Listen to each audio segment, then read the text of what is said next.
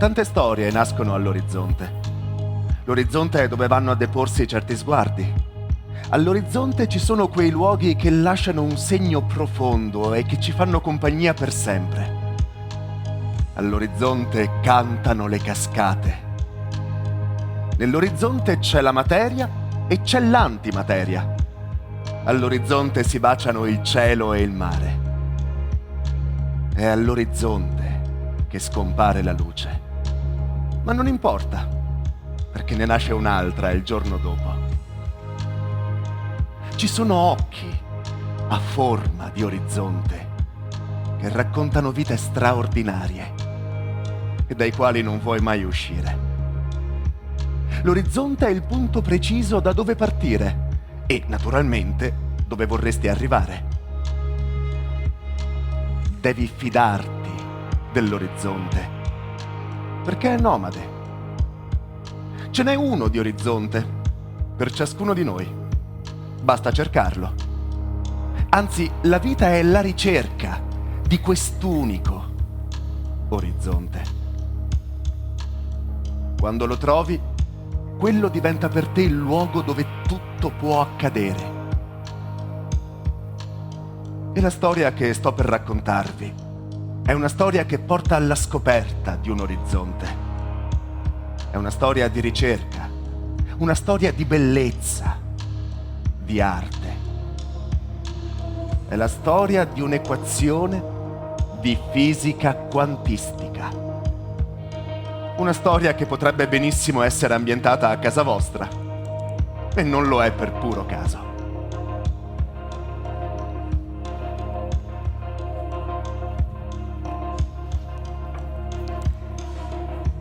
E allora, con le parole della nostra ospite di questa sera, diamo il via alla quarta edizione della rassegna Parole Controtempo.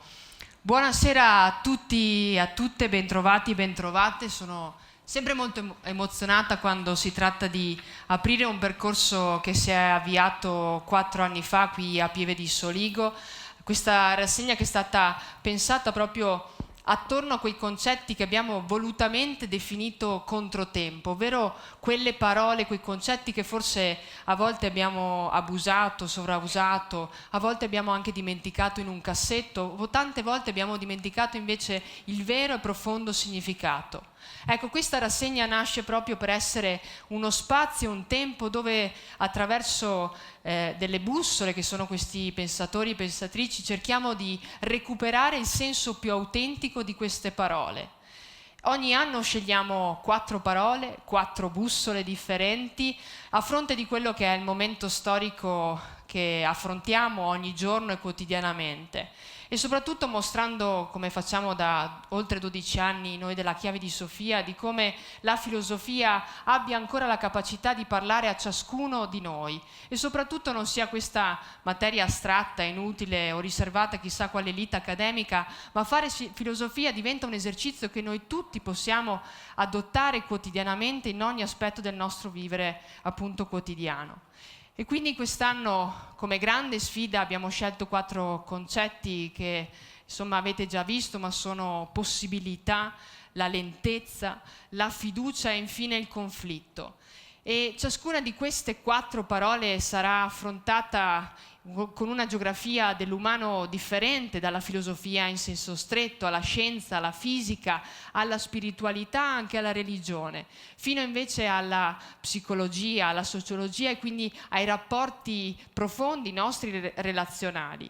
Quindi io sono davvero contenta, emozionata innanzitutto di vedere una sala così numerosa questa sera. Ma ci tengo a ringraziare soprattutto chi ci ospita sempre, da sempre questa rassegna, ovvero la città di Pieve di Soligo, che fin dalle origini insomma, ci ha affiancato in questo percorso, e quindi chiamerei qui con me sul palco l'assessore Eleonora Secca, che accogliamo con un grande applauso.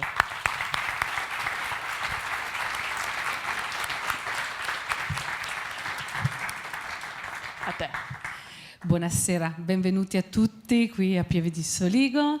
Innanzitutto porto i saluti da parte del nostro sindaco Stefano Soldan, da parte di tutta l'amministrazione comunale di Pieve di Soligo. Vi ringrazio per essere così numerosi, anche so che per certo anche da fuori comune, ecco. E per noi è un onore avere qui come ospite appunto Gabriella Grayson questa sera, ospiti di questo calibro che ci accompagneranno in tutta la rassegna dei 4 incontri.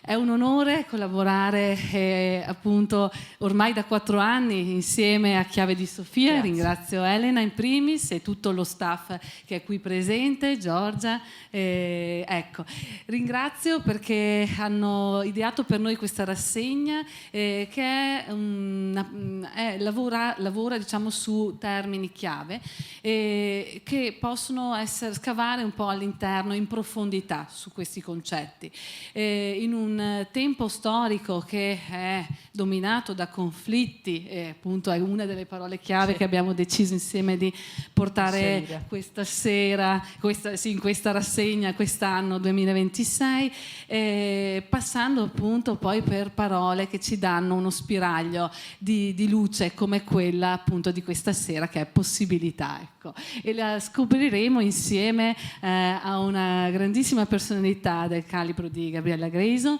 che è fisica ma attrice, scrittrice, presentatrice, e quindi ecco è un onore veramente.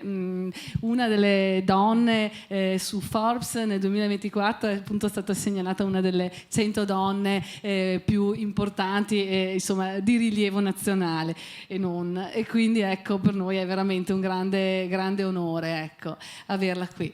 Io auguro a tutti voi una buona serata, ringrazio anche chi ci ha supportato, appunto lo sponsor, Generali, e auguro a tutti voi ecco, una buona serata, un buon proseguimento, poi ci rivedremo anche ai prossimi incontri. Il 12 febbraio abbiamo Luciano Manicardi, poi il 5 marzo Barbara Tamborini e il 26 marzo Umberto Curi. Grazie mille, Grazie. buona serata.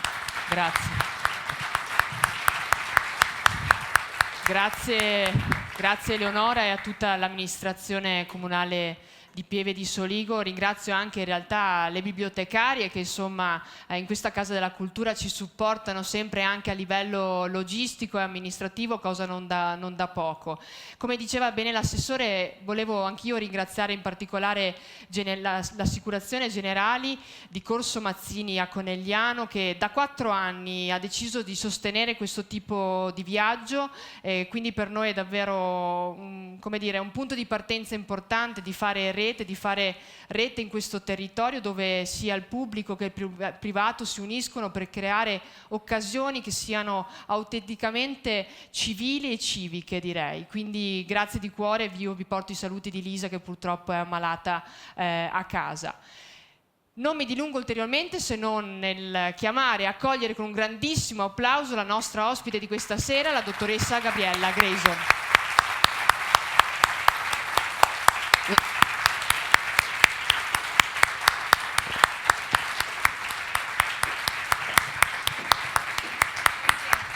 Grazie. A te. Ciao. A te Gabriella. Grazie dell'accoglienza. Benvenuta a Pieve di Soligo. Ho mangiato benissimo, devo bene, dire. Io voglio restare qui anzi voglio tornare a finire di mangiare perché mi avete fatto venire. Andiamo sempre sul sicuro lì con tutti i nostri lasciando ospiti. a metà. Okay. Molto bene. La prossima volta mi siedo a tavola prima perché così riesco. Anticipiamo, è buono sapersi per i prossimi 2 ore almeno. Ecco, va bene.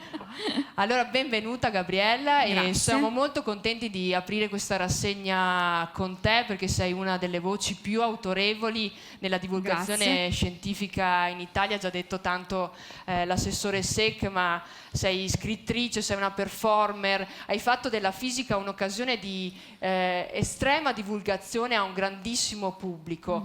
Hai creato podcast, trasmissioni televisive in Rai, in Mediaset, in Sky, hai trasmissioni radiofoniche, hai scritto veramente una quantità di libri incredibile e di questo ti ringrazio perché è sempre un tempo, quello su carta, davvero prezioso. Ma soprattutto hai queste 2 anime particolari, c'è la fisica ma è anche un profondo attaccamento all'umano, è il motivo per cui abbiamo sentito forte il desiderio di chiamarti, di aprire questa rassegna con una parola a noi cara, ma cara in realtà alla filosofia, che è il concetto appunto di possibilità.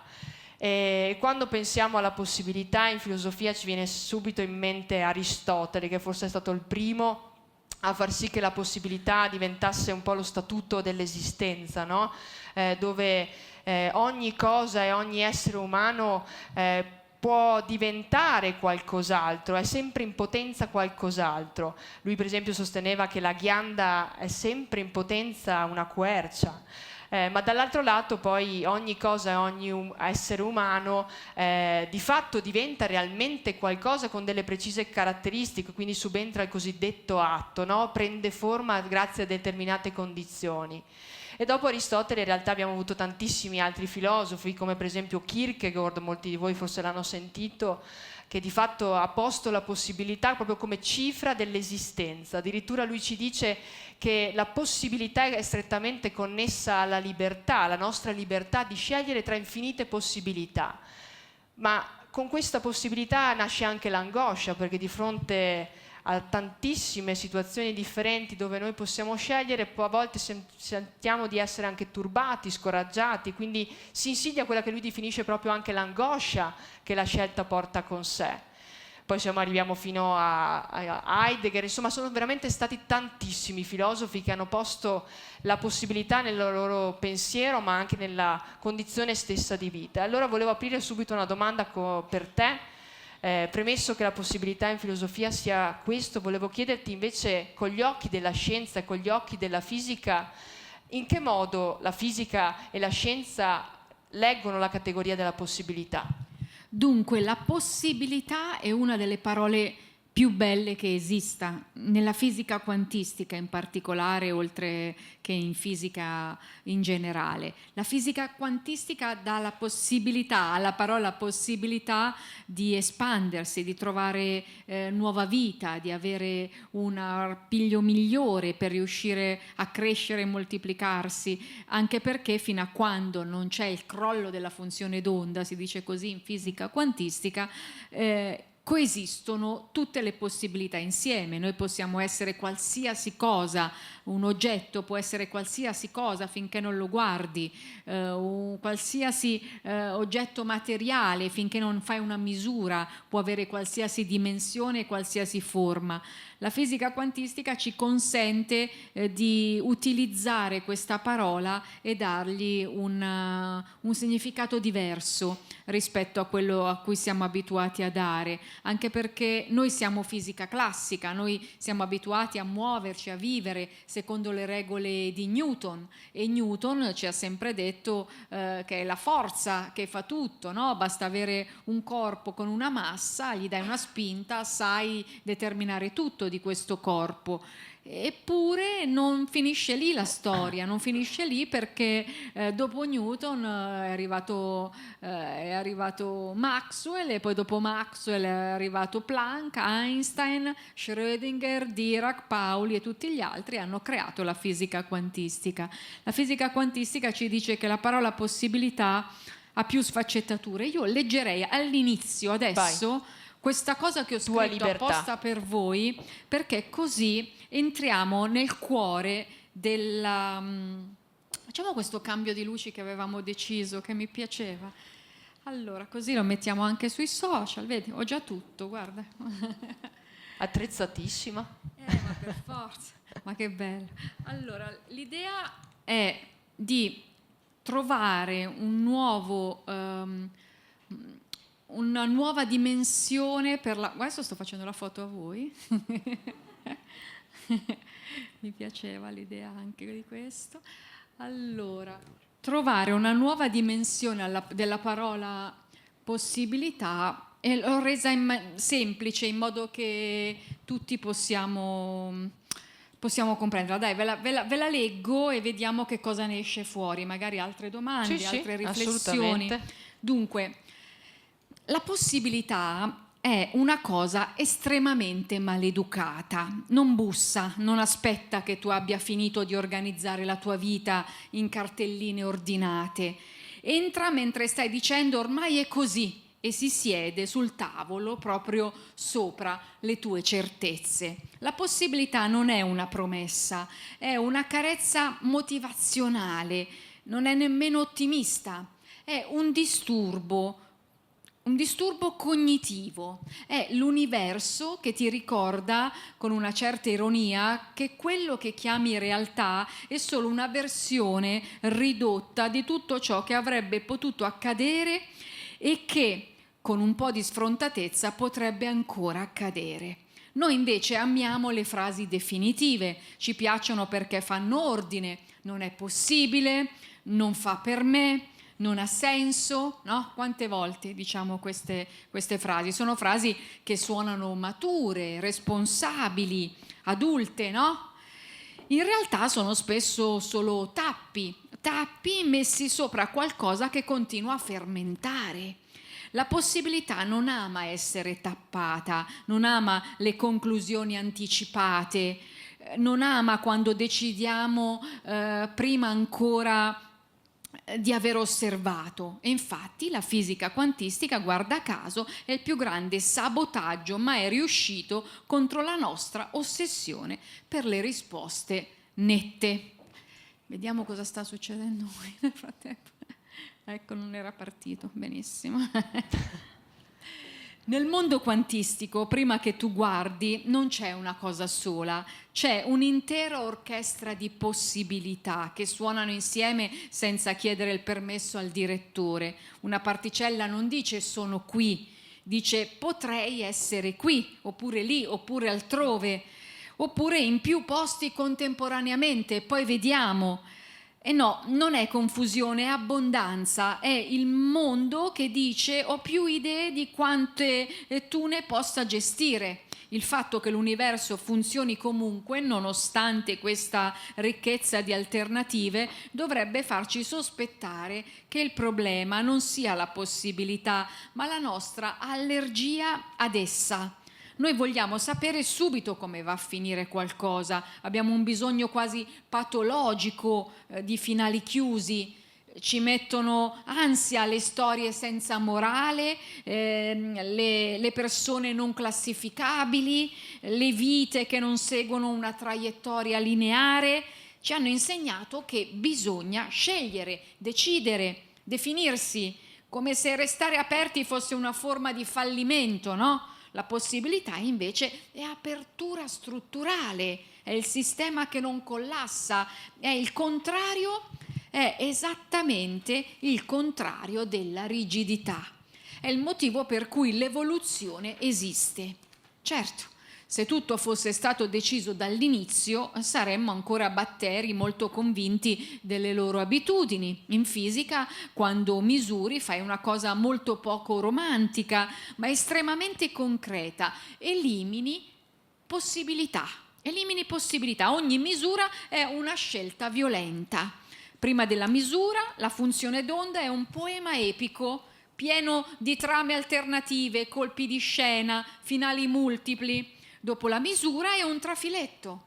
Ma attenzione, perché questo è il punto che tendiamo a dimenticare anche nella vita. La possibilità non muore davvero, viene compressa, viene messa da parte, come quelle versioni di te che dici di avere superato ma che tornano fuori quando meno te l'aspetti, magari sotto forma di un'idea geniale oppure di una domanda scomoda. La possibilità è quantistica anche negli esseri umani. Nessuno è mai una cosa sola, nessuno è mai solo quello che è diventato.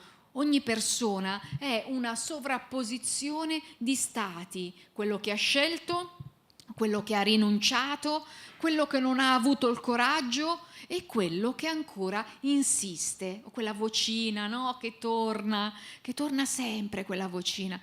Se fossimo davvero solo il risultato finale delle nostre decisioni, saremmo sistemi chiusi. E i sistemi chiusi in fisica finiscono sempre male. Tendono all'equilibrio termico, che è una parola elegante per dire che non succede più niente. Ecco, ci hanno raccontato la favola della realizzazione personale, come se esistesse una versione finale di noi stessi, una sorta di prodotto finito pronto per l'imballaggio. La fisica quantistica, con la sua brutalità elegante, invece, la fisica quantistica suggerisce invece che la realtà è un ventaglio e ogni volta che dici non fa per me, stai chiudendo quel ventaglio di scatto. Lo chiami immaturità, ma spesso è solo stanchezza anticipata. La possibilità è faticosa perché ti chiede di reggere più scenari contemporaneamente. Ti chiede di convivere con l'ambiguità senza cercare subito una scorciatoia.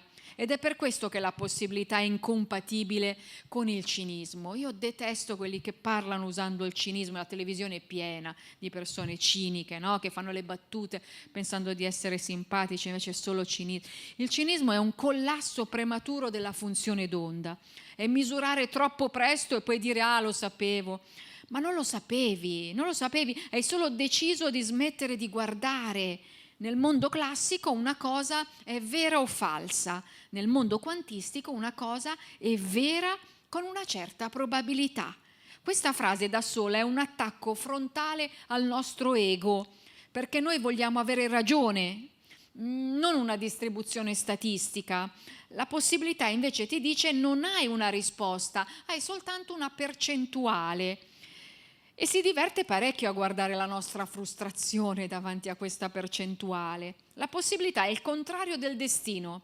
Il destino è una storia raccontata a posteriori per dare un senso a ciò che è già accaduto. La possibilità è una storia che rifiuta la biografia definitiva. È il famoso "e se invece" applicato all'universo intero. È la domanda più sovversiva che esista, perché apre scenari invece di chiuderli.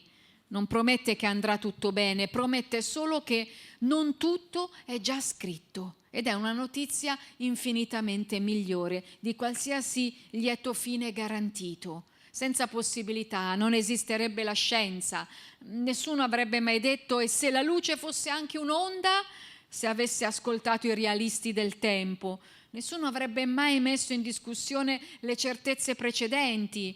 Senza possibilità non esisterebbe nemmeno l'ironia, che vive esattamente nello scarto tra ciò che ti aspetti e ciò che accade. L'ironia è un effetto quantistico applicato alla vita quotidiana. È il momento in cui il sistema fa qualcosa che non avevi previsto e tu, se sei intelligente, ridi invece di irrigidirti.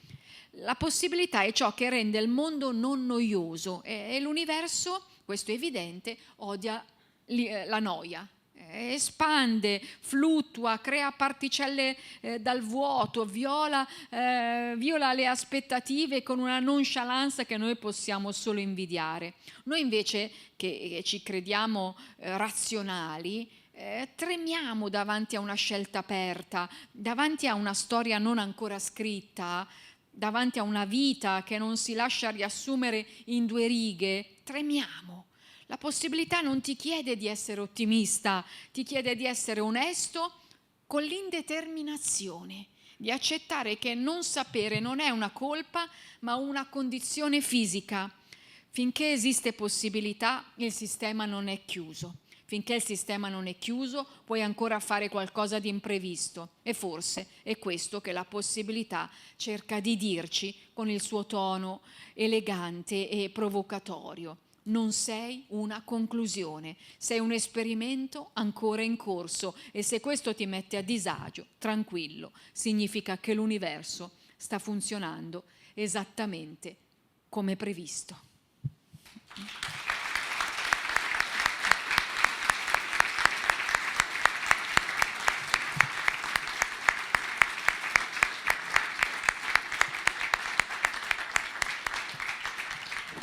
Mi piaceva l'idea di riassumere, no? In qualcosa che abbia una sua struttura narrativa, questa parola che mi avete commissionato. La parola possibilità mi ha aperto tantissimi mondi, naturalmente, che sono quelli che abitualmente abito quando racconto la fisica quantistica, e dunque quello che vi ho raccontato per me rappresenta tutta la positività che c'è all'interno della parola possibilità, che a molti fa paura. Fa paura, sì. E in particolare devo dire che l'ho ritrovata forse anche sotto traccia un po' nel tuo ultimo libro, Dove tutto può accadere, che vi consiglio perché quello che avete appena ascoltato è un estratto di quello che trovate proprio qui. Ma soprattutto tu, quando poi porti nei tuoi libri questi grandi personaggi della scienza e della fisica, racconti anche molto spesso i loro lati umani, e ti volevo chiedere, proprio parlando di possibilità, se ci puoi raccontare di qualche personaggio scienziato che di fatto ha fatto della possibilità la propria condizione di esistenza, cioè quanto l'errore, l'errare, l'ammettere le infinite possibilità, ipotesi, ma anche la capacità stessa di immaginare è stata parte della loro esistenza. Allora sì, hai preso infatti 2 libri giusti, il mio penultimo, Ogni cosa è collegata, e Dove tutto può accadere, e rappresentano esattamente questo concetto e fanno parte di una trilogia. Il terzo esce proprio settimana prossima, sono molto felice, si chiama La lunghezza d'onda della felicità, e arriva proprio alla conclusione di questo pensiero che sto facendo da tempo. Quello blu racconta di Wolfgang Pauli, quello arancione racconta di Paul Dirac, e quello che uscì settimana prossima racconta di Louis de Broglie, uno è austriaco, uno è inglese e quello di settimana prossima è francese. Ho fatto 3 viaggi per raccontare queste 3 vite, e questi 3 viaggi mi hanno consentito di conoscere questi 3 personaggi, tutti premi Nobel, tutti giovani, che l'hanno vinto all'età di 30 anni e 100 anni fa. Loro sono tra i creatori della fisica quantistica, quelli che hanno messo le fondamenta sicure, quelle che hanno messo le basi su cui noi oggi camminiamo. Noi oggi siamo dentro la seconda rivoluzione quantistica. Grazie alle loro teorie noi oggi vediamo le applicazioni pratiche, che sono l'intelligenza artificiale generativa, il machine learning, i supercomputer quantistici. La prima rivoluzione quantistica ha fatto nascere i telefonini, i lettori CD, DVD, le TAC, i chip al silicio e quindi i computer, i social network. Quando entrate per la 120ª volta dentro Facebook, ecco, state usando la fisica quantistica creata da questi creatori. Loro hanno avuto il coraggio di scardinare le regole della fisica classica, quello che diceva. Avete presente quando arrivate in un posto di lavoro, in qualsiasi posto dove andate, c'è qualcuno che diceva abbiamo sempre fatto così. Oppure quando dicono spessissimo. sì, oppure quando dicono mettiti in coda, c'è la coda, no? Prima, se tu proponi un'idea, no, mettiti in coda, guarda quanto. Tu non vuoi metterti in coda perché lo sai che è dirompente quello che stai per proporre. Ecco, loro sono stati premiati con un premio Nobel proprio per la loro idea, perché intorno avevano gente come Einstein, come Planck, come Lorenz, che ascoltavano i giovani. E 100 anni fa il loro coraggio gli ha permesso di ribaltare il sistema e creare un nuovo luogo che non era scritto sui libri di scuola e che oggi viene studiato, semplicemente con le loro idee. Le loro idee sono diventate cosa pratica, perché oggi i premi Nobel vengono dati, oggi, attualmente, l'anno scorso, quest'anno, per le applicazioni di quelle teorie lì che loro hanno creato. Dunque, per tornare alla tua domanda, per me i 3 personaggi, le 3 vite che ho ricostruito, che mi piacciono tantissimo e che rappresentano questo concetto che vi ho appena raccontato, sono proprio loro.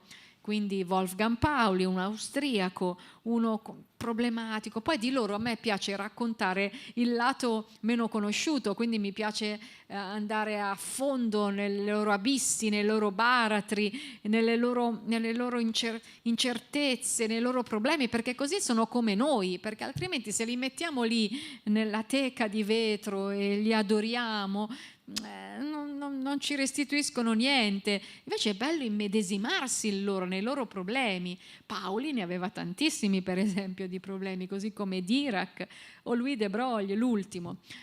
Adesso ve ne parlerò man mano di tutti, proprio esattamente di questi 3. Allora, per esempio Dirac, il secondo, l'inglese, la copertina arancione, è quello che stava sempre zitto. Lui era silenzioso, abbiamo sempre avuto un amico silenzioso, in disparte, che non parla mai.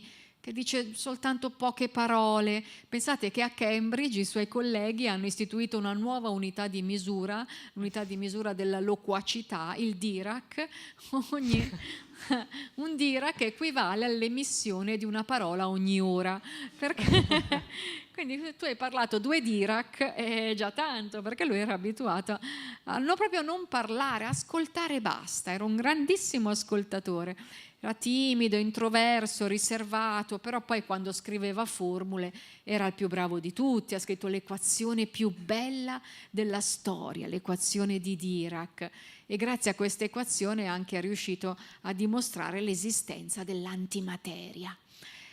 L'ultimo, quello per esempio del libro che esce settimana prossima, Louis de Broglie, un francese, mette proprio in pratica quello che hai detto tu, perché la sua vita l'ha dedicata alla scrittura della sua equazione, lambda uguale h fratto p, e racconta proprio un po' quello che ho detto prima nel testo.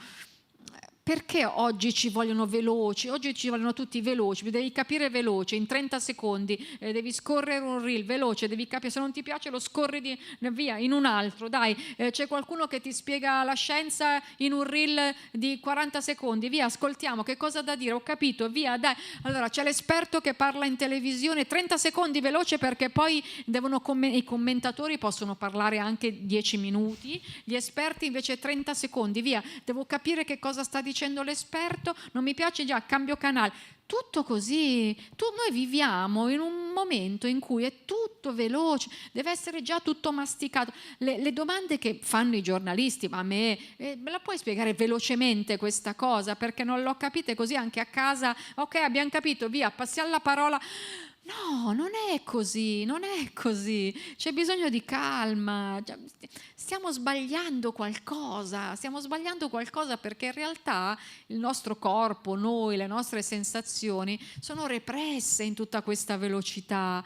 Abbiamo bisogno di studiare come studiavamo un tempo per capire i concetti. Io porto avanti una battaglia bisogna studiare, non bisogna farsi intortare con concetti veloci, frasi già masticate, frasi lampo che sono utili da condividere su Instagram e basta. No, è necessario fermarsi e approfondire il momento, approfondire parlare un'ora soltanto di una parola. È bello perché noi veniamo da questa storia qui, noi non siamo americani, noi non siamo quelli che non hanno una storia, che non hanno una cultura, noi abbiamo le radici profonde, e i nostri genitori, i nostri padri, i nostri nonni ci hanno insegnato tutt'altro. Non possiamo perderci nei fast food, nei luoghi senza cultura, in queste strade veloci, Milano, Roma, Venezia, stanno diventando tutto veloce, bancarelle, te lo diamo tutto in mano, te lo passano mentre scendi dal treno, il gadget, così puoi ripartire, dai, vai a vedere un'altra città.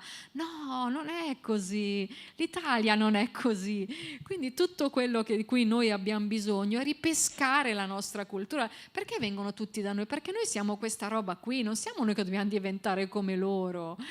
E invece così a occhio, qualcosa stanno sbagliando se ci vogliono così rapidi, così veloci e così reattivi. Per esempio, Louis de Broglie, no? Vi stavo dicendo, allora se voi volete rallentare, lui è perfetto. Lui che cosa ha detto? Ha detto: io scrivo questa equazione, lambda uguale h fratto p, e dico una cosa semplicissima. Lambda, la lunghezza d'onda, è uguale ad h, che è un numero, freghiamocene per il momento, fratto p, che è il momento, massa per velocità. Noi sappiamo dalle medie che se in una frazione il numero sotto aumenta, quello dall'altra parte dell'uguale diminuisce, no? Quindi se noi andiamo molto veloci, h fratto v, facciamo la velocità, se v aumenta sotto, la lunghezza d'onda diminuisce. Se andiamo velocissimi, noi abbiamo una lunghezza d'onda molto corta, cortissima. Se invece noi ci rilassiamo, ci fermiamo, ragioniamo, apriamo un libro, ci mettiamo a leggere, guardiamo un bel film, andiamo al cinema, facciamo una passeggiata, guardiamo il panorama che qui è bellissimo, la lunghezza d'onda si amplifica, diventa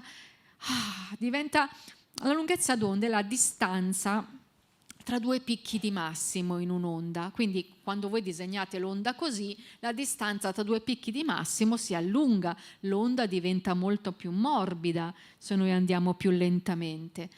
Louis de Broglie ha messo in pratica questa sua equazione non soltanto nella fisica, perché ha detto: attenzione, anche la materia ha una sua onda, cioè ogni particella ha l'onda associata.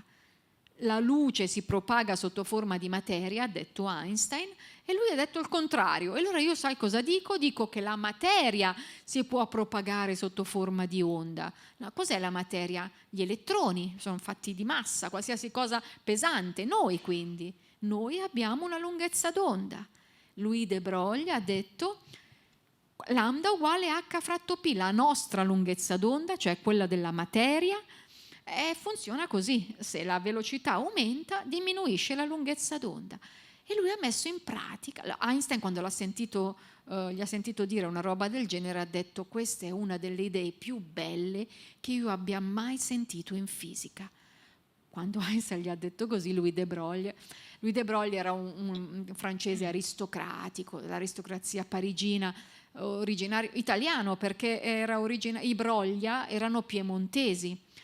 E lui, quando Einstein gli ha detto: è bellissima questa idea, lavoraci sopra, allora lui ha detto: basta, io lascio tutto perché voglio dedicarmi, io sono convinto che questo è il nostro futuro. Allora ha lasciato tutto, ha lasciato il palazzo, gli arazzi, i saloni, i tappeti spessi che inghiottono i passi, i camerieri che si muovono in punta dei piedi per paura di disturbare persino i mobili, questi saloni apparecchiati con perventi portate, posate d'argento lucidate a mano. Ha detto: bah, io non ne posso più, me ne vado.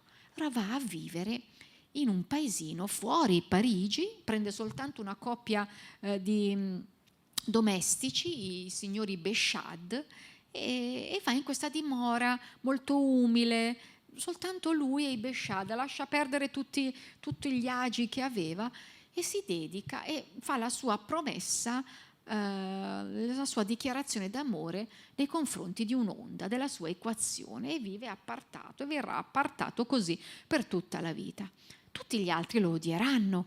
Lui farà parte dei creatori della fisica quantistica, come Heisenberg. Ormai Heisenberg ne parla chiunque ormai di Heisenberg, quindi non lo cito neanche. Schrödinger è uno che mi piace, Schrödinger. Però lo odiavano, compreso Pauli e Dirac, perché era strano, capito? Questo se ne va, vive appartato, chissà cosa nasconde, siamo sempre così, no? Appena c'è uno un po'... Poi ha vinto il premio Nobel per la sua tesi di dottorato, che è il sogno segreto di qualsiasi studente, no? Uno fa la sua tesi di dottorato e dice al professore: guardi, mi basta questo per vincere il premio Nobel, e lui l'ha vinto veramente. Quindi già lo odiavano, no? Giovane, basta il dottorato per vincere il premio Nobel. Hanno iniziato a odiare. Infatti non ne ha parlato mai nessuno di questo Louis de Broglie. Io l'ho ritirato fuori perché adesso è necessario ripescare questa forma di lentezza che ci consente di capire tutte le sfumature della parola possibilità, come stiamo facendo oggi, perché se noi non veniamo misurati, se noi non veniamo osservati, convivono dentro di noi tantissime possibilità di noi, e questo ci consente di avere tante vite che non mostriamo. Non è necessario sempre mostrare quello che siamo, no?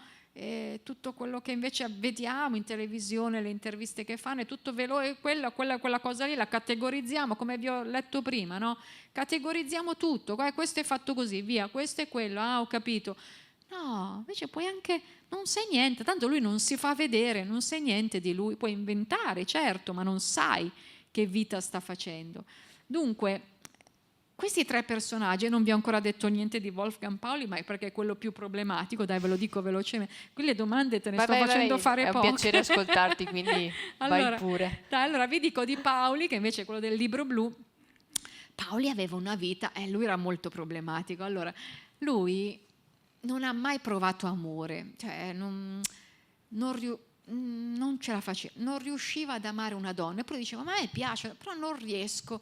ad amare le donne, e quindi le pagava, andava per bordelli, beveva whisky, si ubriacava la sera, ma era un premio Nobel, tutti questi di cui sto parlando era sempre ubriaco, whisky, donne di male affare, quartieri a luci rosse delle grandi città. Lui accettava una nuova cattedra in fisica soltanto a 2 condizioni: che ci sia un buon quartiere a luci rosse e che ci sia una cattedra in fisica.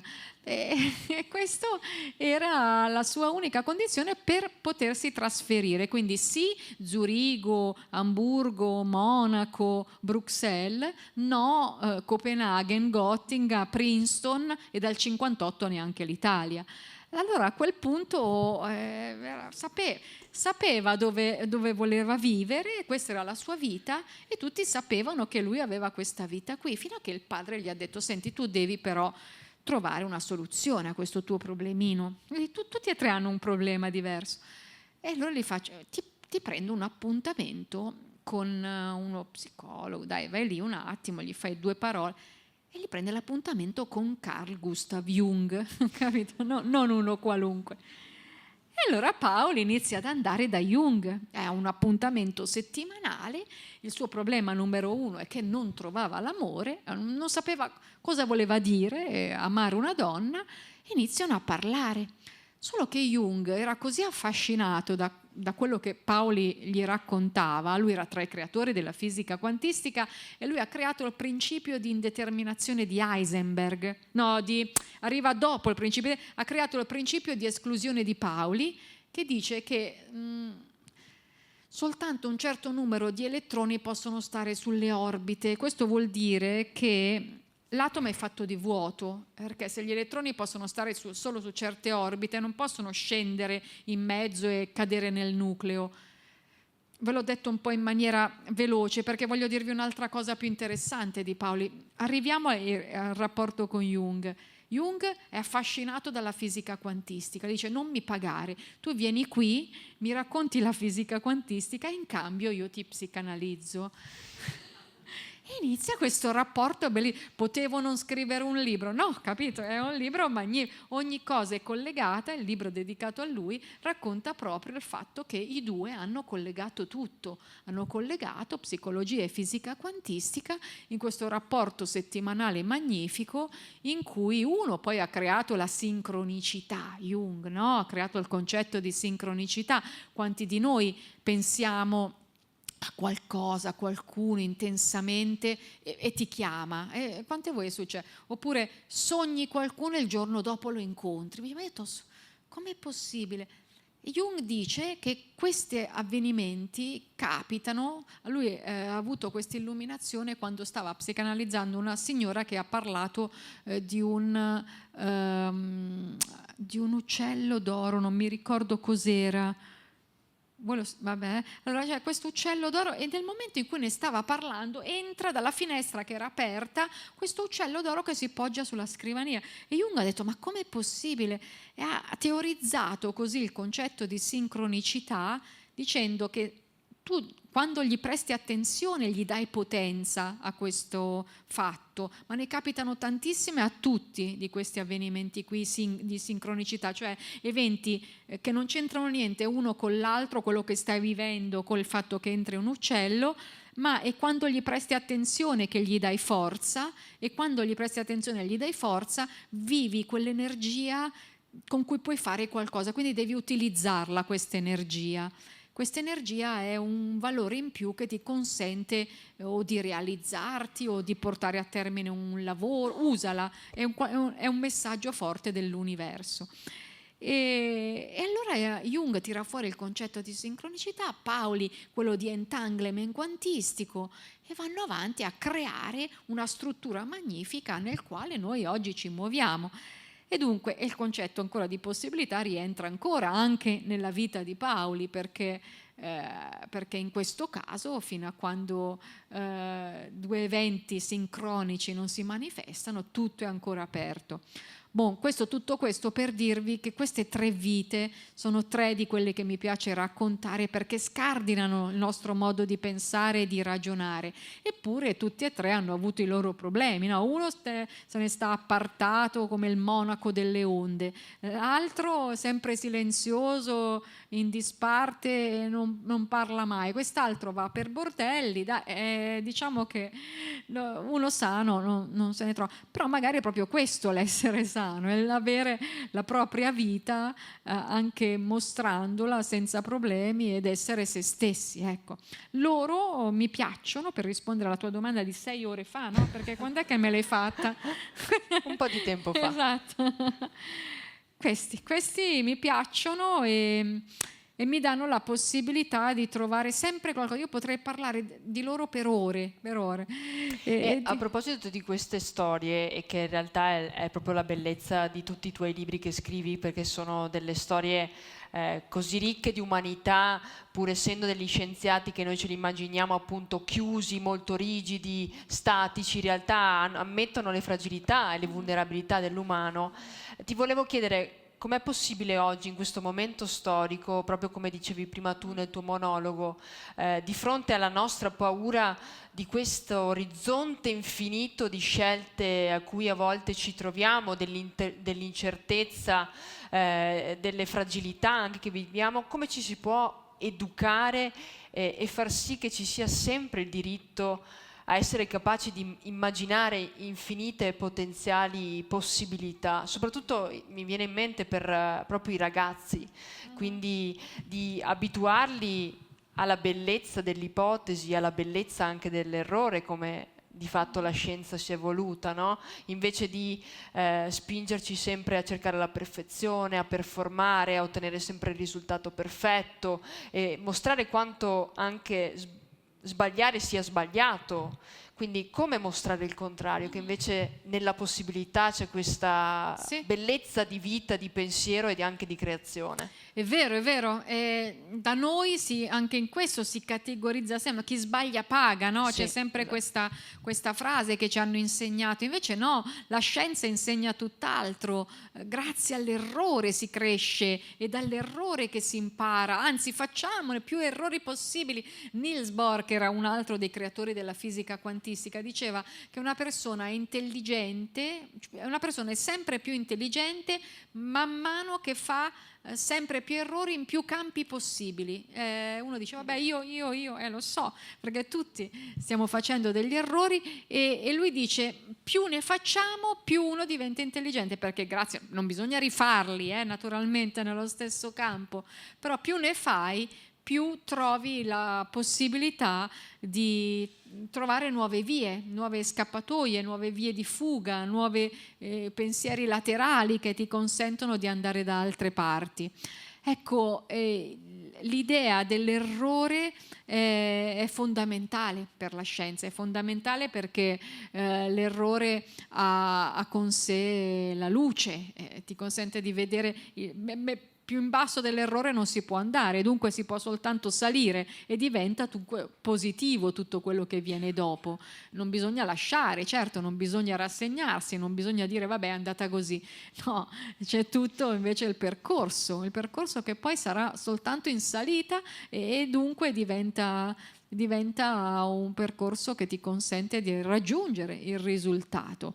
E tutti loro hanno sbagliato, per esempio Paoli, quello dei bordelli, il libro blu e quindi l'austriaco, è quello che ha sbagliato nel considerare una teoria che ha sempre considerato fondante. Lui pensava che il mondo fosse simmetrico, lui considerava la teoria della simmetria come una cosa fondante per tutto quello che noi viviamo e facciamo. Invece no, hanno poi scoperto la rottura della simmetria e lui, a proposito di quella storia che non trovava l'amore, alla fine la trova. Vi faccio lo spoiler: c'è questa fisica cinese, Chen Xunwu, che per tutta la vita, loro quando si sono conosciuti, Ha detto, ma com'è possibile? Sapete quando incontri qualcuno e parlate esattamente la stessa lingua, delle stesse cose, eppure non vi siete mai visti, avete fatto una vita completamente diversa, magari uno un pianista e l'altra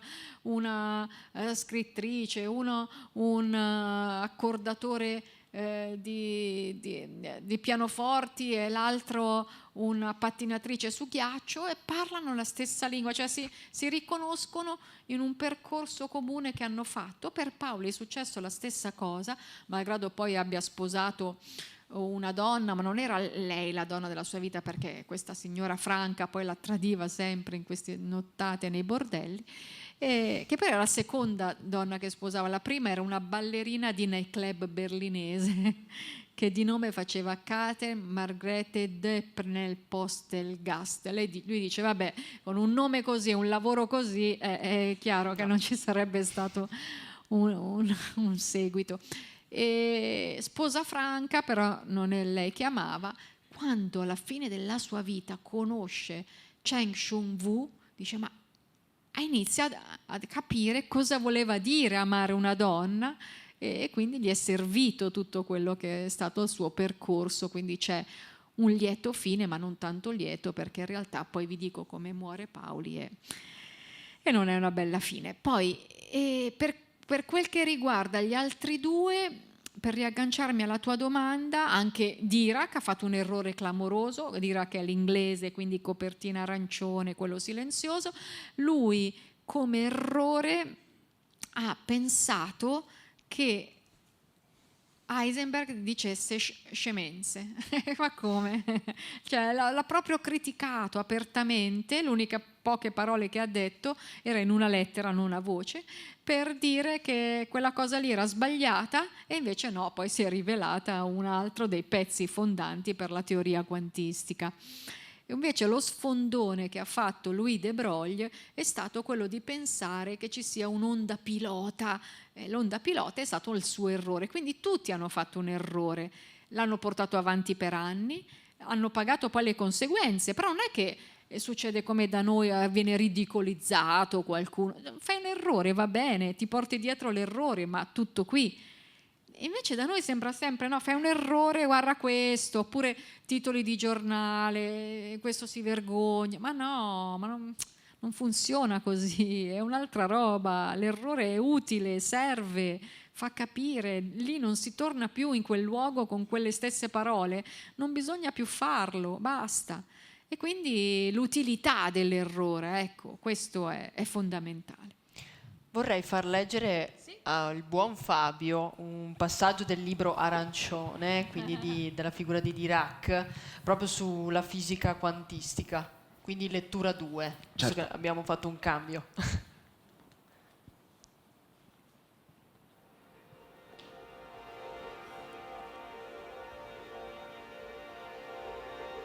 Nei diversi strati del mondo è conservato il segreto di tutto.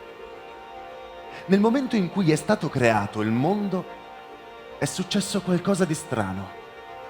È successo che la materia di cui noi siamo fatti e dove viviamo non è l'unica a essere nata. Poco dopo essere stato creato, metà dell'universo è scomparsa e non si sa dove sia andata. Siccome voglio parlarvi di uno dei misteri irrisolti dell'universo, il Big Bang, prima di farlo vi comunico che ho trovato le risposte alle domande che fanno tutti su questo argomento. Ecco le domande. Che cosa succederebbe se il tempo scorresse all'indietro? Perché l'universo è fatto di materia invece che di antimateria? È meglio destra o sinistra? Esiste un antiuniverso? Potresti far saltare in aria il Vaticano con l'antimateria? L'antimateria cade verso l'alto quando la lasci cadere? Ecco le risposte. Qualcosa di totalmente diverso, a volte. Non lo sappiamo. A volte una, a volte l'altra. Non lo sappiamo. Sì, se ne avessi abbastanza. Non ne avrai mai abbastanza. Come ricorderai dalla fisica e dalla chimica fatta al liceo, noi siamo fatti di materia. Una particella semplice di materia è per esempio il protone. Il nucleo di tutti gli atomi ha almeno un protone. Il protone è fatto di quark. Prendiamo l'idrogeno, il primo atomo, l'atomo più semplice. La maggior parte dell'universo è fatta di idrogeno. L'idrogeno ha solo un protone e un elettrone. Esiste la forza forte che tiene insieme il nucleo. Esiste la forza elettromagnetica che tiene insieme l'atomo. E questo è il sistema più semplice che conosciamo. Probabilmente ricordi la tavola periodica degli elementi chimici letta al liceo. Tutti questi atomi hanno protoni, neutroni, elettroni. Le uniche 3 particelle che compongono tutto ciò con cui noi abbiamo a che fare. Aggiungici un po' di luce, quindi di fotoni, e hai praticamente davanti quello che guardi ogni giorno. Ma c'è un'altra possibilità rispetto a tutto quello che siamo abituati a vedere intorno a noi. Esiste qualcos'altro. Per riuscire a capire di che cosa si tratta, dobbiamo usare la fisica quantistica, cioè la fisica delle cose molto piccole, come gli elettroni o i fotoni. E quindi un nuovo tipo di lessico, quello che hanno creato i Beatles della scienza. Alla fisica quantistica, che racconta il mondo delle cose piccolissime, va aggiunta la relatività, quella creata da Albert Einstein, colui che meglio di tutti ha indagato il mondo delle cose che si muovono molto velocemente. In questa pozione, una volta unite le 2 teorie, si crea l'antimateria, quella che ha inventato Paul prima di tutti.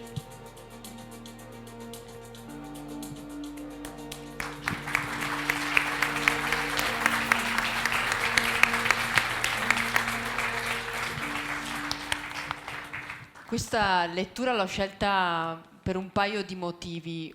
Uno, perché questa scrittura così vivace ed è davvero capace di trasportare in un mondo che almeno a me personalmente è distante come quello della fisica, ma 2, perché mi ha richiamato a un aspetto che mi piace molto legato alla possibilità, cioè il fatto di partire laddove non sappiamo.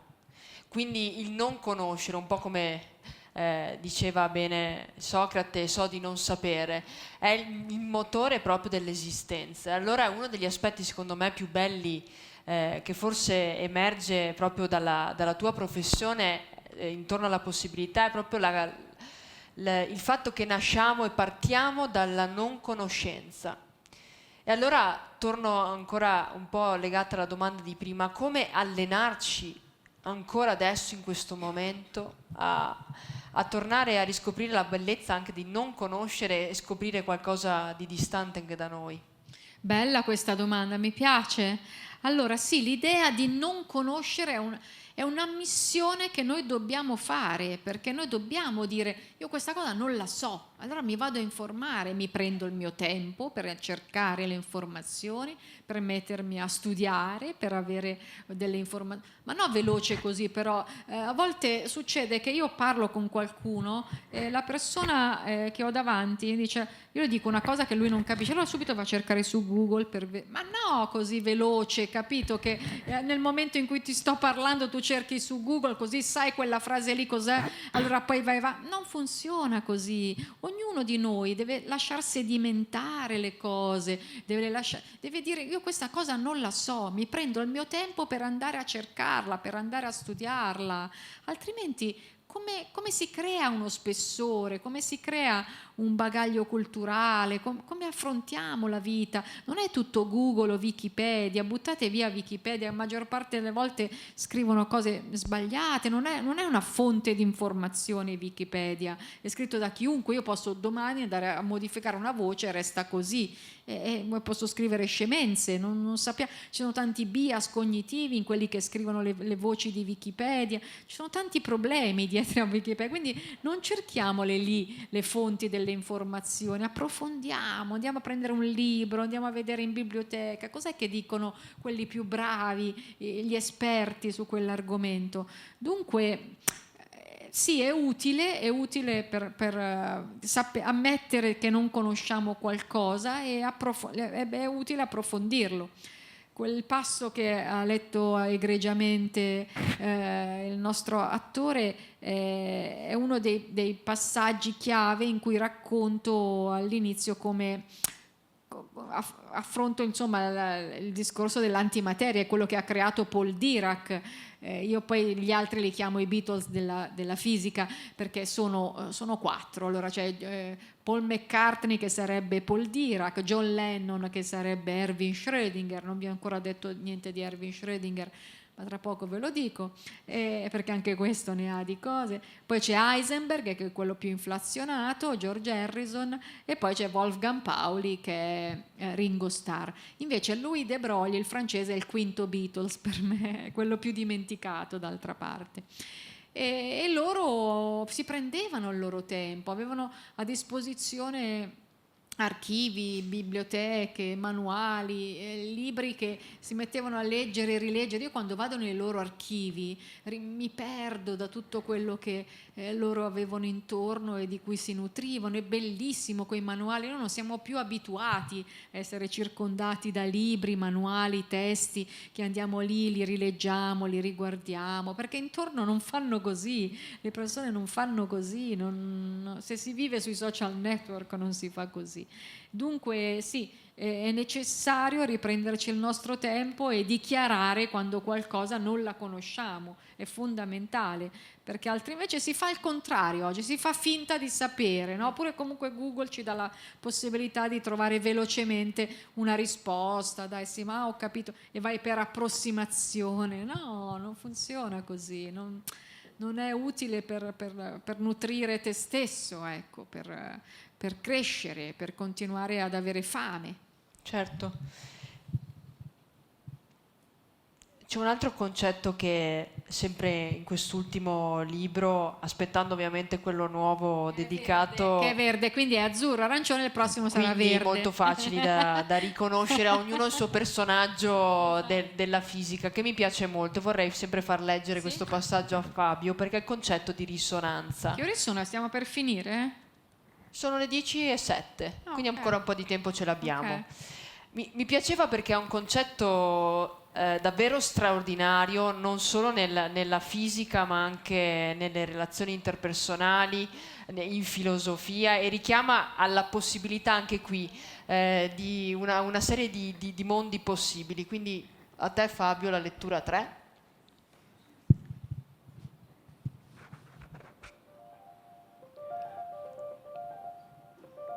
Una volta ho letto una frase. Una vita diventa meravigliosa se si ha un fine da raggiungere. La vita di mio padre, Paul Dirac, mi ha lasciato in dono questo grande insegnamento. Paul mi ha insegnato prima di tutto che bisogna guardare i problemi dall'alto, da fuori, che bisogna sempre astrarsi, generalizzare. Il contatto con l'astratto ti fa superare il senso di presunzione. L'io diventa impersonale con l'astratto. Ci sono persone che non hanno bisogno di nessuno. Traggono pace, armonia, allegria e conoscenza direttamente dallo spirito. È come se non avessero bisogno di intermediari. Se ci pensate, noi teniamo gli occhi chiusi quando gustiamo qualcosa di buonissimo, quando sogniamo, quando baciamo, quando preghiamo, quando piangiamo. Perché le cose più belle della vita non sono fuori, ma dentro di noi. La ricerca dell'intento è la ricerca della libertà totale. La padronanza dell'intento la raggiungi quando conquisti il tuo personalissimo potere del silenzio, come dimostra Paul Dirac, che ha fatto del silenzio la sua impalcatura. L'intento è una forza indescrivibile che ognuno di noi può coltivare dentro, senza i fastidiosi interventi della lingua parlata. L'intento usa la consapevolezza, che deriva dalla mente, e usa il cuore. Entrambi alterano i concetti di obiettività e di realtà. Ma se incanaliamo pace, armonia, allegria e conoscenza, riusciamo sempre a trovare il nostro collegamento con l'intento per raggiungere il senso del meraviglioso. Paul sapeva meravigliarsi. Questo è il secondo grande insegnamento della sua vita. L'intuizione è l'attivazione del collegamento con l'intento. E di intuizione i fisici ne avevano e come. L'intento crea degli edifici davanti a noi e ci invita a entrarci dentro. E una volta dentro è sempre l'intento che ci manda dei segnali per non smarrirci. Ora, nessuno è veramente quello che gli altri guardano. Secondo l'interpretazione di Copenaghen, quella nata nella scuola di Niels Bohr, la scuola dei giovani creatori della fisica quantistica, i quanti, che sono gli oggetti piccolissimi del mondo della fisica quantistica, cioè la parte più piccola della materia o della luce, rispettivamente elettroni o fotoni, agiscono come particelle solo quando li osserviamo. In tutti gli altri casi sono onde. Cioè, quando non li guardiamo, si nascondono ai nostri occhi. Fanno parte di qualcosa di immateriale nel quale non sappiamo che cosa sta accadendo. Là è tutto possibile, imprevedibile e soprattutto diverso. Anche la cosa più inimmaginabile ha una qualche probabilità di accadere. Noi siamo oggetti ordinati e logici, così ci hanno sempre insegnato a vederci. Facciamo parte del mondo della fisica classica che descrive il mondo che conosciamo dai vecchi manuali scolastici. Il mondo di Newton, per intenderci. Un mondo ordinato e logico. Nessuno è veramente quello che gli altri guardano. I Beatles, per esempio, erano prigionieri delle loro stanze d'albergo. Uno pensa, chissà che bella vita facevano, giravano il mondo. Ma che? Fuori dal palco stavano sempre chiusi in stanza. Nessuno è veramente ciò che gli altri vedono.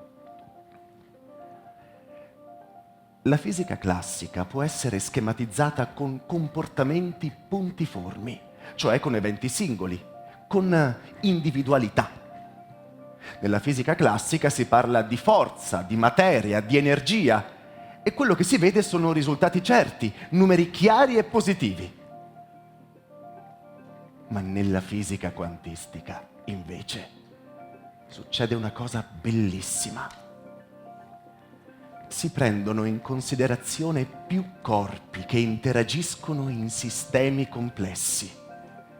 Questi corpi possono assumere anche valori negativi e possono diventare onde, così come la luce può diventare materia. Noi come esseri umani siamo parte di sistemi complessi e come tali possiamo scegliere di oscillare in fase. Una delle cose più belle che ci possano capitare è l'oscillazione in fase, che in fisica si chiama risonanza.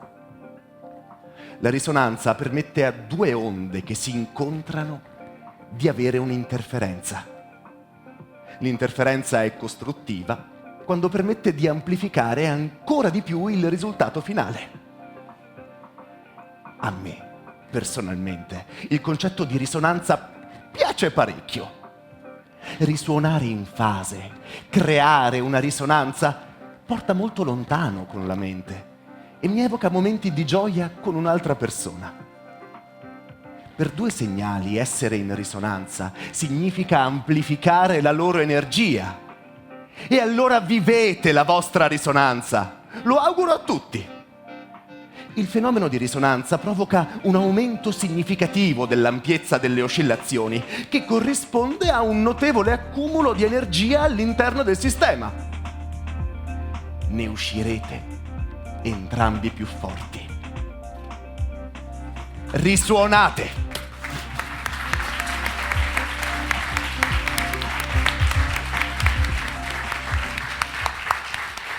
Grazie Fabio. Grazie davvero, perché già era un pezzo estremamente intenso, poi letto anche da te lo è stato ancora di più. Ti ringrazio per aver scritto queste parole, perché questo concetto davvero è straordinario, mi dà un senso di possibilità quasi estremo, di questo incontrarsi, di queste interferenze di cui parli. Mi fa pensare alla capacità anche dell'umano di creare relazioni di questo tipo, non solo nella fisica ma anche nell'umano, e quindi mi stavo immaginando quale risonanza umana era possibile creare grazie anche alle tue storie, grazie anche alla fisica e alla scienza. Sì, è vero. Allora, il concetto di risonanza è una delle cose a cui tengo di più in assoluto. Una delle mie parole, una delle mie frasi, dei miei motti è: non stare dove o con chi non ti fa fiorire. È fondamentale. Se ci pensate, ogni posto, ogni luogo, il posto di lavoro, amicizie, ma anche parenti, ci sono sempre quelli che dicono: ah sì, vabbè, dai, lui si occupa di questa, vabbè, dai, è di là che sta facendo sempre le sue solite cose. Sai quando sminuiscono la nostra passione più grande? Oppure sei in un posto e non ti prendono sul serio, cioè non stai, o anche un gruppo di amicizie, tu stai parlando di qualcosa che per te è fondante e loro così ci passano sopra come se fosse... Via, dovete andare via da lì, dovete cambiare, cambiate amicizia, cambiate lavoro, io sono dell'idea, cambiate fidanzato, lasciate, io sono dell'idea del cambiare, di fare degli spostamenti. Ok, non si possono lasciare i parenti, non si possono lasciare marito e moglie così da un giorno all'altro, però bisogna continuare ad avere i luoghi dove fiorire, è fondamentale, bisogna la strada si trova per riuscire ad avere il luogo dove poter fiorire. E quando il lavoro è molto difficile, quando è nel lavoro che non ti fanno fiorire, quello bisogna cambiarlo, Io spingo tutti a fare questo salto, perché ogni mattina tornare lì ed sei in un posto che non è quello che ti sta facendo la vita è una, dove bisogna realizzarsi, bisogna trovare le forze per il cambiamento. La risonanza è una cosa molto precisa in fisica, è l'interferenza costruttiva, altrimenti sarebbe interferenza distruttiva. L'interferenza costruttiva avviene quando due onde con gli picchi di massimo si incontrano. Quando due onde con picchi di massimo si incontrano nel picco di massimo, diventa ancora più grande. Se invece un'onda si incontra col picco di massimo e l'altra onda arriva e ha un avvallamento, cosa fa? Abbassa quella col picco alto e alza un po' quella col picco basso. Ho capito, e si livella in uno stato intermedio, come le onde del mare, no? Quando due onde si incontrano, può essere che si incontrano un avvallamento e una cresta e si livella. Se invece sono due onde già alte, diventano ancora più alte. Quella è l'interferenza costruttiva. Dobbiamo vivere di interferenza costruttiva per noi stessi, per immagazzinare energia, per riuscire a trovare la forza per inseguire l'intento, per inseguire il nostro fine, per inseguire una realizzazione che porta poi al senso della vita. Altrimenti si arriva a un adeguarsi, a un adattarsi, a un far parte dell'inferno, come diceva Italo Calvino. E tutto questo è faticoso da portare avanti giorno dopo giorno. Può essere... Sapete cosa vi faccio come finale? Vi racconto, uso le parole. Allora no, vi faccio un pezzo ancora su questo concetto di risonanza che è fondamentale, poi chiudo con Italo Calvino, con una cosa che mi piace raccontare usando le parole dei più grandi. Allora dai, vi faccio questo pezzo qui. Prego. Sulla risonanza, che è fondamentale per avere contezza di quello che siamo al mondo, è fondamentale. Foto a voi sempre. Allora, risonanza e poi Calvino. E poi torno a mangiare quello che ho lasciato nel piatto. Mi è rimasta lì questa cosa che non ho mangiato. Ah, prima non avevo acceso la luce, vedi? Allora.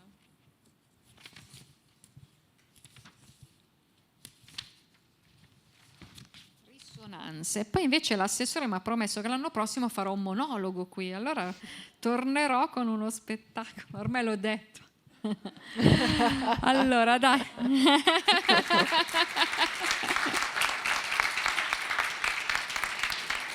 Ormai l'ho detto, non si può più fare a meno di farlo. Allora, la risonanza è una parola serissima che viene sistematicamente usata per dire sciocchezze. È un talento raro, prendere un concetto di fisica potentissimo e trasformarlo in una frase vaga, tipo non mi risuona, come se l'universo fosse Spotify e tu potessi skippare i fenomeni finché non trovi quello che ti vibra giusto.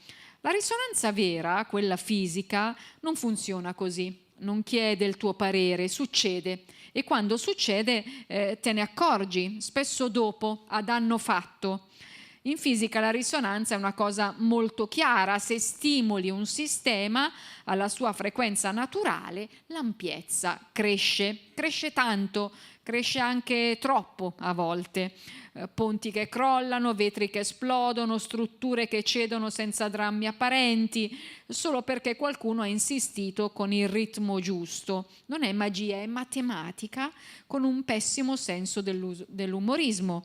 La risonanza non è gentile, è efficace, ed è qui che la faccenda diventa interessante anche per la vita, perché noi tendiamo a pensare che la risonanza sia sempre positiva. Mi risuona come sinonimo di mi fa bene.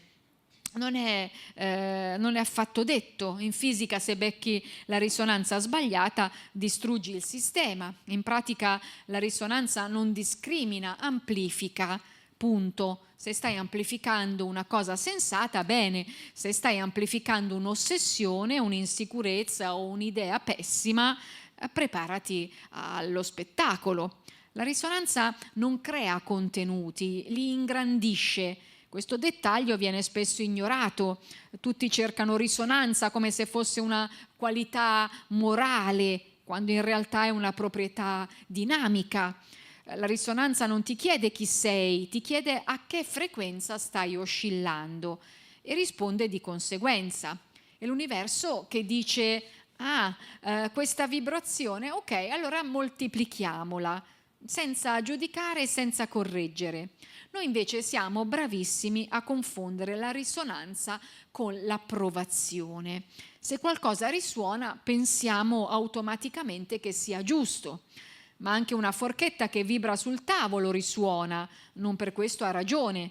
La risonanza non è una bussola etica, è un amplificatore. Come tutti gli amplificatori, se ci attacchi qualcosa di stonato, ottieni solo uno stonato più forte.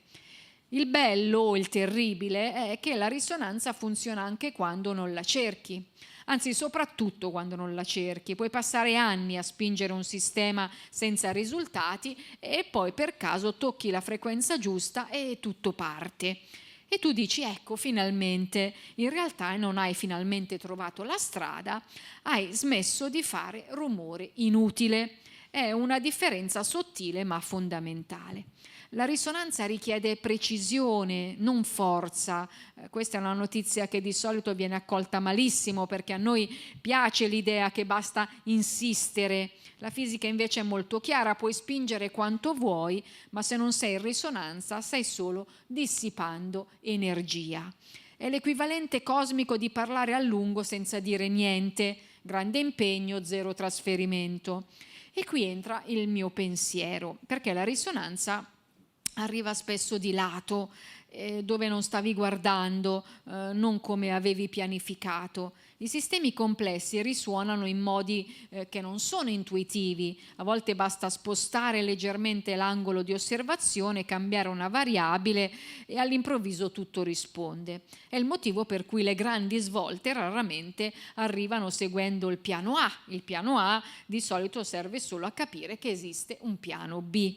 La risonanza non ama l'ostinazione lineare, ama gli aggiustamenti, anche minimi, piccole variazioni che fanno una differenza enorme. È la fisica che ti suggerisce con un certo sarcasmo che forse non serve fare di più, ma fare leggermente diverso, che per qualcuno è una rivelazione, per altri è una provocazione e anche intollerabile.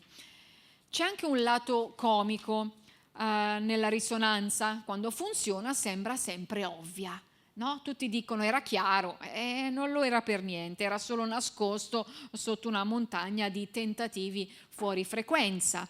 La risonanza ha questo talento, rende inevitabile ciò che fino a un attimo prima sembrava improbabile, retroattivamente però, prima no.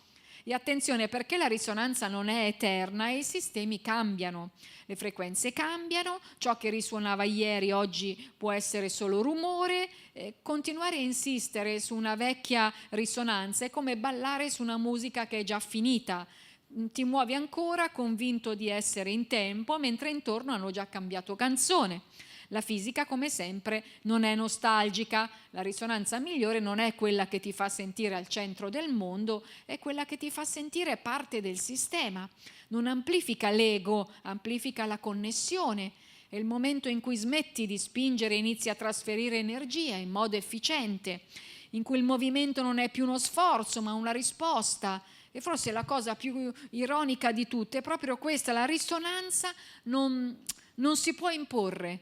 Più la insegui, più si allontana, più cerchi di crearla, più ottieni l'effetto opposto. La risonanza arriva quando smetti di volerla come risultato e inizi a rispettarla come fenomeno.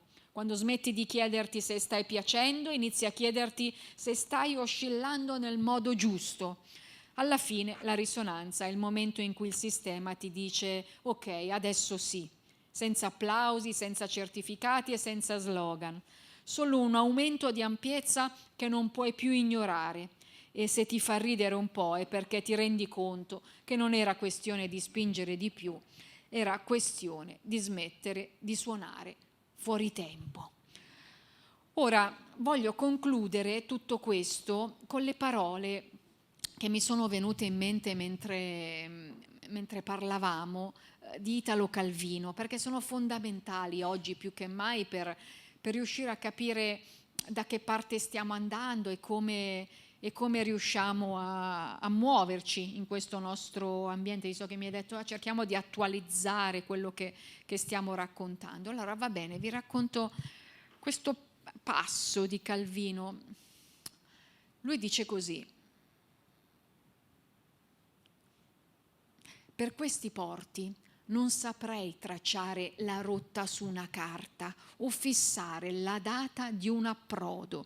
Alle volte basta uno scorcio che s'apre nel bel mezzo di un paesaggio incongruo, l'affiorare di luci nella nebbia, il dialogo tra due passanti che si muovono nel viavai, per pensare che partendo di lì metterò assieme pezzo a pezzo la città perfetta, fatta di frammenti che si mescolano con il resto, distanti, separati da intervalli, di segnali che uno manda e non sa chi li raccoglie. Se ti dico che la città verso cui tende il mio viaggio è discontinua nello spazio e nel tempo, ora più rada, ora più densa, tu non puoi smettere di cercarla. L'inferno dei viventi non è qualcosa che sarà, se ce n'è uno è già qui, è quello che viviamo tutti i giorni stando insieme.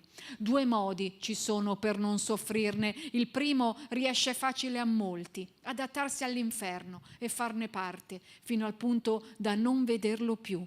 Il secondo è rischioso ed esige attenzione e apprendimento continui. Cercare e saper riconoscere chi e cosa in mezzo all'inferno non è inferno e farlo durare e dargli spazio. Grazie. grazie.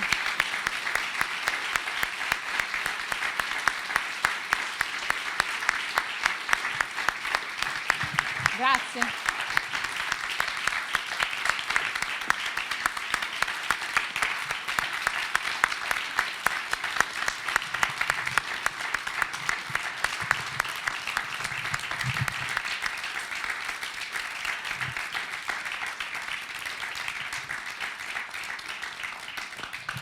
Grazie, è stato bello stare qui con voi stasera, eravate così attenti, così belli, così...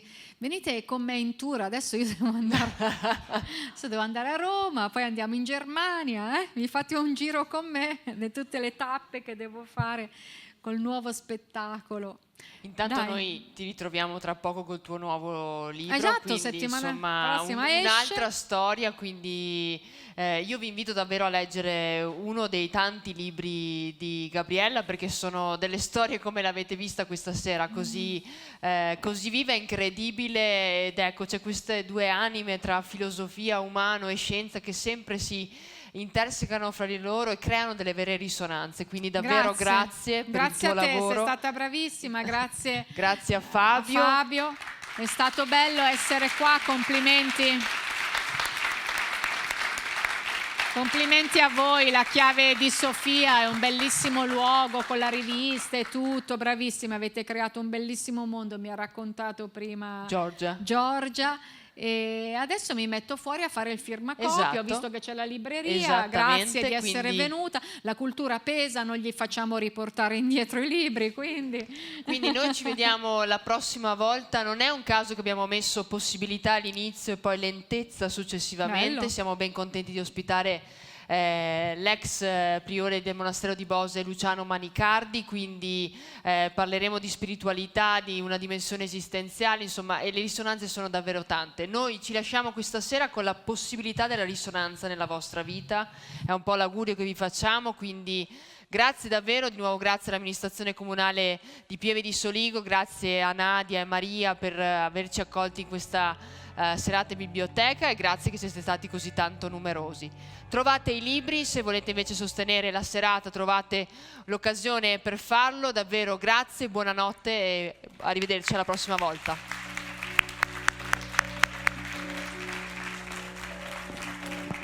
Grazie.